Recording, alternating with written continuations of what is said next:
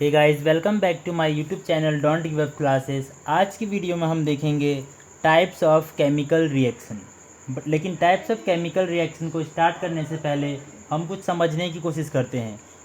पहले हम ये समझते हैं, जब भी रिएक्शन होता है तो उसमें टू या टू से ज़्यादा एलिमेंट आपस में कंबाइन होते हैं। तो जो आपस में रिएक्ट होते हैं उनको हम कहते हैं रिएक्टेंट।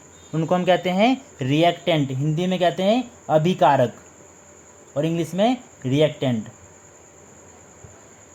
और इन दोनों की रिएक्शन के बाद जो हमारा प्रोडक्ट बनता है, इन दोनों की रिएक्शन के बाद जो भी हमारा चीज़ निकल के आता है उसको हम कहते हैं प्रोडक्ट, और हिंदी में उसको कहते हैं उत्पाद।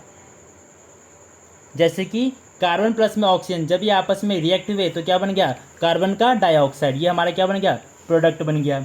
अब हम समझने की कोशिश करते हैं कि कॉम्बिनेशन रिएक्शन होता क्या है, जिसको हिंदी में हम संयोजन अभिक्रिया कहते हैं। हिंदी में से हम क्या कहते हैं, संयोजन अभिक्रिया। तो इसकी जो डेफिनेशन है वो बहुत ईजी है। मैंने क्या लिखा हुआ है, व्हेन टू और मोर रिएक्टेंट। रिएक्टेंट कितने हो सकते हैं, दो भी हो सकते हैं। ऐसे इसमें कितने रिएक्टेंट है, दो, एक कार्बन और एक ऑक्सीजन।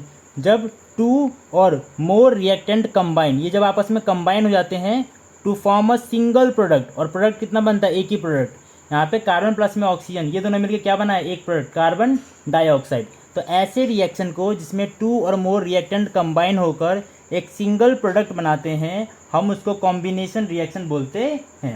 व्हेन टू और मोर रिएक्टेंट, रिएक्टेंट क्या होते हैं, जो आपस में रिएक्ट करते हैं। व्हेन टू और more reactant combine to form a single product, this reaction is called combination reaction. इससे कुछ एग्जाम्पल देखने की हम कोशिश करते हैं। जैसे मैंने लिखा है यहाँ पे, जो मैंने ऊपर भी समझाया था, कार्बन प्लस में ऑक्सीजन, कार्बन का डाइऑक्साइड। फिर मैंने क्या लिया, हाइड्रोजन प्लस में ऑक्सीजन, तो क्या बन गया, H2O, जो कि वाटर का फॉर्मूला है। ये कैल्शियम ऑक्साइड, हमें पता है कैल्शियम ऑक्साइड में जब हम पानी मिलाते हैं तो कैल्शियम का हाइड्रोक्साइड बनता है, जिसको हम स्लेक्ट लाइम भी कहते हैं। और इसी स्लेक्ट लाइम का यूज़ किया जाता है फॉर दी वाइट वॉशिंग। तो यहाँ पे क्या है, कैल्शियम ऑक्साइड प्लस में H2O, यहाँ पे क्या है, टू रिएक्टेंट है, कैल्शियम ऑक्साइड और प्लस में वाटर, और प्रोडक्ट कितना बन रहा है, एक प्रोडक्ट बन रहा है, कैल्शियम का हाइड्रोक्साइड। तो ऐसे रिएक्शन को हम कॉम्बिनेशन रिएक्शन बोलते हैं। लेकिन ध्यान रखना, जब कैल्शियम ऑक्साइड में जब हम वाटर मिलाते हैं तो कैल्शियम हाइड्रोक्साइड के साथ हीट भी निकलता है। तो ऐसा रिएक्शन जिसमें प्रोडक्ट के साथ साथ हीट भी निकले उसको हम एक्सोथर्मिक रिएक्शन बोलते हैं। और reaction in which along with the product, along मतलब साथ, along with the product heat is also released. Product तो निकलेगा, इसमें कैल्शियम हाइड्रोक्साइड क्या है, प्रोडक्ट है। किसका प्रोडक्ट है, कैल्शियम ऑक्साइड प्लस में वाटर, इन दोनों को मिलाने पे बना है हमारा कैल्शियम का हाइड्रोक्साइड। लेकिन साथ साथ में हीट भी निकला है इसके अंदर। तो ऐसा रिएक्शन जिसमें प्रोडक्ट तो निकलेगा ही, साथ साथ में हीट भी निकलेगा, इसको हम एक्सोथर्मिक रिएक्शन बोलते हैं। नेक्स्ट एग्जाम्पल है हमारा ग्लूकोज, C6H12O6। ये ग्लूकोज है, जो हम खाना खाते हैं उससे हमको कार्बोहाइड्रेट या ग्लूकोज मिलता है। जब हम रेस्पिरेशन, सांस लेते हैं, ऑक्सीजन लेते हैं, तो ये ग्लूकोज टूट जाता है हमारा तीन चीज़ों में, एक तो कार्बन डाइऑक्साइड, एक वाटर, एक एनर्जी। तो ये भी एक एक्सोथर्मिक रिएक्शन का ही एग्जाम्पल है, क्योंकि इसमें प्रोडक्ट के साथ साथ क्या निकला है, एनर्जी भी निकला है। तो पेपर में एक क्वेश्चन पूछा जाता है कि why respiration is called exothermic reaction. तो एक साइड क्यों बोलते हैं इसको एक्सोथर्मिक रिएक्शन, क्योंकि इसमें क्या होता है, along with the product energy या heat is also released, therefore respiration is called exothermic reaction. अब next type of chemical reaction को हम समझने की कोशिश करते हैं। नेक्स्ट हमारा है डीकम्पोजिशन। डीकम्पोजिशन में क्या होता है, हमारा सिंगल रिएक्टेंट होता है। ये सिंगल एक कंपाउंड है, फेरस सल्फेट एक कंपाउंड है, जो कि आयरन और सल्फेट से मिलकर बना हुआ है, आयरन, सल्फर और ऑक्सीजन, इन सबसे मिलकर बना हुआ है। तो जब इसको मैं हीट करूँगा तो यहाँ पे सिंगल चीज़ जब टूटेगा तो तीन चीज़ में टूटेगा। एक चीज़ था लेकिन टूट क्या बन गया, एक, दो, तीन। तो मैंने डेफिनेशन में क्या लिखा हुआ है, अ कंपाउंड, ये कंपाउंड है क्योंकि दो या दो से ज़्यादा एलिमेंट से मिलकर बना हुआ है। A compound split into two और मोर प्रोडक्ट, ऐसे रिएक्शन को हम डीकम्पोजिशन रिएक्शन बोलते हैं, जिसमें एक कंपाउंड, यहाँ पे फेरस सल्फेट एक कंपाउंड है, जब मैंने इसको हीट किया ये टू और मोर, यहाँ पे तीन प्रोडक्ट बनाए। तो ऐसे रिएक्शन को हम डीकम्पोजिशन रिएक्शन बोलते हैं। फेरस सल्फेट जिसका कलर ग्रीन था, जब मैंने इसको हीट किया तो बन गया वो ferrous oxide. Ferrous oxide plus में सल्फर का डाइऑक्साइड, यहाँ पे दो ऑक्सीजन है, और सल्फर का ट्राइऑक्साइड। तो पेपर में क्या पूछता है, इसमें CBSE क्या क्वेश्चन पूछती है कि जब हम फेरस सल्फेट को हीट करते हैं तो फेरस ऑक्साइड जो निकलता है उसका कलर कैसा होता है, तो उसका कलर कैसा होता है, रेड ब्राउनिश। और हाँ, और इसमें दो गैस निकलते हैं, सल्फर डाइऑक्साइड और सल्फर का ट्राइऑक्साइड, इतना हमें ध्यान रखना है। नेक्स्ट जो हमारा एग्जाम्पल है डिकम्पोजिशन का ही है, वो है लेड नाइट्रेट।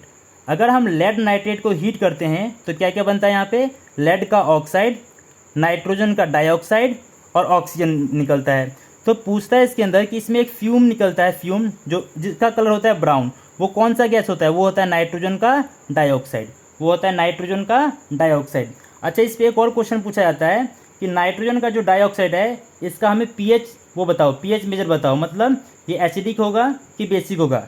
तो आप सभी ने पढ़ा होगा जो नाइट्रोजन है वो एक नॉन मेटल है, और जब नॉन मेटल रिएक्ट करता है ऑक्सीजन के साथ तो बनाता है नॉन मेटल का ऑक्साइड, जिसका नेचर क्या होता है, जिसका नेचर होता है एसिडिक। तो इसका नेचर क्या होगा, एसिडिक। ठीक है, हमारा नेक्स्ट जो एग्जाम्पल है वो है वाटर। इसको हम समझते हैं इसमें क्या करने की कोशिश कर रहे हैं यहाँ पे। इसमें वाटर H2O को इलेक्ट्रिसिटी की मदद से तोड़ रहा है, किसमें, हाइड्रोजन में और ऑक्सीजन में। तो मैंने यहाँ पे छोटा सा डायग्राम बनाया है। इसमें क्या है, मैंने पानी लिया, इसमें दो रॉड है, एक कैथोड है एक एनोड है, मैंने एक बैटरी लगा दी, पानी के अंदर मैंने थोड़ा सा HCl मिला दिया, मैंने इसमें थोड़ा सा एसिड मिला दिया।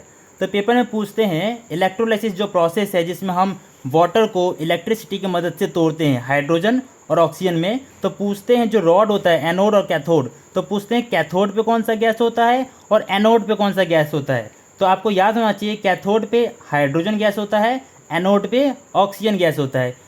इसको याद करने का एक तरीका है, क्योंकि हाइड्रोजन में H आता है और कैथोड में भी H आता है, तो हम याद रख सकते हैं जिसमें H आता है वो इस पर कौन सा गैस होता है, हाइड्रोजन गैस। और एनोड में O से याद रख लो, एनोड में O है तो इस पर कौन सा आ रहा है, इस पर आ रहा है तुम्हारा ऑक्सीजन गैस। ठीक है, पेपर में कुछ क्वेश्चन पूछता है कि इसके अंदर हमने HCl क्यों मिलाया, मतलब हाइड्रोक्लोरिक एसिड क्यों मिलाया। हाइड्रोक्लोरिक एसिड इसलिए मिलाया, जब हम इसमें से इलेक्ट्रिसिटी पास करते हैं तो आपको पता होगा डिस्टिल्ड वाटर में इलेक्ट्रिसिटी पास नहीं होता, प्योर वाटर में इलेक्ट्रिसिटी पास नहीं होता। जब हम इसमें इलेक्ट्रिसिटी मिला देते हैं तो आपको पता है जितने भी एसिड होते हैं उसमें H+ आयंस होते हैं। जब मैं इसमें एसिड मिला दूंगा तो उसमें H+ जो फ्री आयंस है वो इलेक्ट्रिसिटी को कंडक्ट करने में हेल्प करेंगे, जिससे जो हमारा वाटर है H2O वो ब्रेक हो जाएगा किसके अंदर, हाइड्रोजन के अंदर और ऑक्सीजन के अंदर। तो आज की वीडियो के लिए इतना काफ़ी है। आई होप ये वीडियो आपको इन्फॉर्मेटिव लगी होगी। अगर ये वीडियो आपको इन्फॉर्मेटिव लगती है तो हमारे चैनल को सब्सक्राइब करें, लाइक करें और अपने फ्रेंड्स सबके साथ शेयर करें। Thank you very much.